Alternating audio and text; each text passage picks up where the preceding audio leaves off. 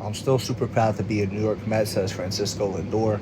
My question to all Mets fans is, are you proud to have Francisco Lindor? Me personally, I like Lindor. Uh, I like his fielding. I like that he has something to him that is electric. I think he's got that thing where he can make something happen, whether it's a play in the field or a base hit over someone's head, and whatever the case may be. He has the ability to get the crowd going, and he just has that swagger, that charisma, all that. That said, he's got to perform. And when it comes to the actual performing, it's few and far between.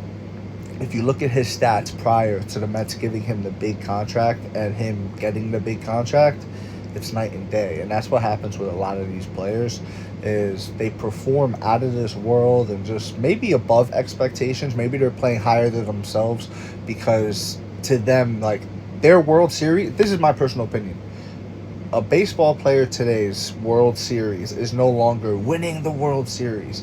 It's getting that big contract. And I think that's that way in in all professional sports for most people. Most people look at it as, instead of, oh my God, I can't wait to win the World Series or the NBA Finals or this or that, it's more about, I want to cash out and I got to play really well and I got to cash out. And they do, and they secure generational wealth for their family for, generations to come.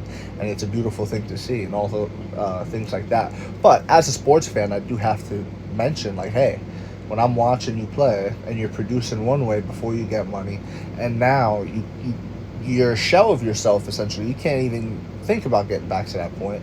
Um, it is what it is on that. It makes you feel a little ripped off, especially in the Mets history. Mets history have had a history of being ripped off. Jason Bay, like, just a history of thinking you're going to get one thing and then you get something totally different. And I do want to say I think we're still early in Lindor's start, right?